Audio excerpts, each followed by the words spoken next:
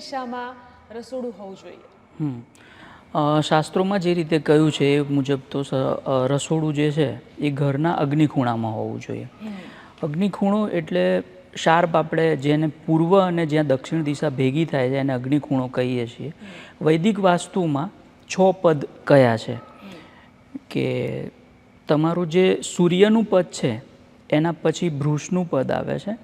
ભૃષથી લઈને અનિલ અને પછી અગ્નિ, આ જે 3 અને પછી દક્ષિણ તરફના જે 3 પદ છે એમ કરીને જે 9 પદનું એક સ્ક્વેર બને છે ત્યાં તમે રસોડું રાખો તો વાસ્તુમાં બેસ્ટ કહ્યું છે. હવે એ રસોડું અગ્નિખૂણાનું તો થયું, પરંતુ પ્રોપર રસોડું ત્યારે જ કહેવાશે જ્યારે એ રસોડું અગ્નિખૂણાની અંદર પૂર્વાભિમુખ હશે. એટલે શું પૂર્વાભિમુખ? એટલે તમે રસોઈ બનાવવાવાળી વ્યક્તિ જે છે એ રસોઈ કરતી હોય, બનાવતી હોય ત્યારે એનો ચહેરો પૂર્વ દિશા તરફ રહેવો જોઈએ.